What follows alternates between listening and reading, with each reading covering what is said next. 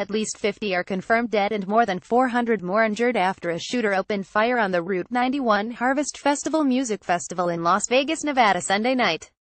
The shooter, who has been identified as a McWhite, Nevada resident named Stephen Paddock, 64, began firing from the 32nd floor of the nearby Mandalay Hotel just after 10 p.m. Sunday, while the festival's headliner, the country musician Jason Aldean, was playing his set.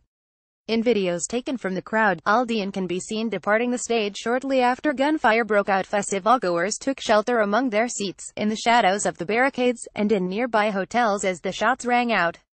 Police cleared the adjacent floors at the Mandalay and reportedly fatally shot Paddock around midnight. "It was a horror show," one concert attendee, Avetta Saldana, told the Las Vegas Review-Journal. "It was relentless," another, Robin Webb, said. Nevada has some of the least stringent gun control laws in the country, and the state has consistently defied efforts to pass stricter legislation. It permits open carry of assault rifles. There are no background checks conducted for potential gun owners, and buyers can purchase as much ammunition as they like in a single go. In the wake of the attack on the festival, Hillary Clinton took to Twitter to express her condolences. "We are grieving with you," she wrote, and to advocate for politicians to take a renewed stand against the National Rifle Association, the main lobbying group for the gun industry. "It's natural, and in fact, necessary, to use a mass shooting, of which the United States has had 273 so far this year," according to gun control activist Igor Volsky, as evidence of the need for stricter gun control. This happened in the wake of Sandy Hook 5 years ago, after Charleston 2 years ago, and after the Pulse nightclub shooting last year. It's become rote in the wake of an attack. Politicians send out their thoughts and prayers tweets, while gun control reform seems to gain traction and momentum. And yet the United States continues to have the highest rate of mass shootings in the world, according to a report by CNN last year.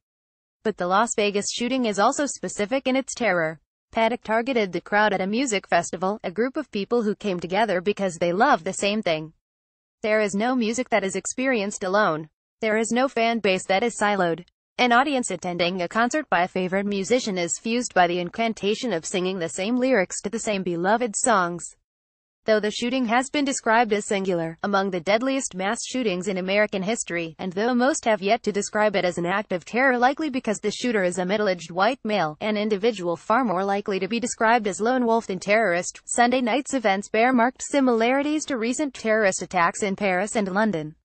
Like the shooting at Paris Le Bataclan last year, where a gunman opened fire during an Eagles of Death metal concert, or the bombing at the Manchester Arena earlier this year, where an Ariana Grande concert was entering its final stretch. Sunday night's shooting is an attack on an event during which individuals came together, intrinsically and voluntarily partaking in a community because they have the same favorite song, even if for entirely different reasons.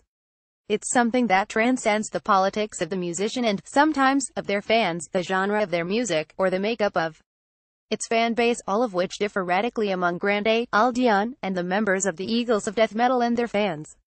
It even echoes the shootings at the Pulse nightclub in Orlando, Florida, last summer. Each separate act of violence is not just a violation of human life, but also an infringement upon a space where total strangers shared a bond. Or, as New York Times reporter Katie Rossman wrote on Twitter, "Coming together with strangers who love the same songs as you is the height of community and humanity. It is particularly despicable that this attack was carried out during a concert, transforming an evening of music and celebration into a heartbreaking and horrific night of violence," said Nancy Pelosi, the California representative and minority leader for the House Democrats. "Our nation will never allow fear and violence to bow us or break our spirits." Related Las Vegas shooting, Jason Aldean, Celine Dion, and more mourn latest senseless tragedy.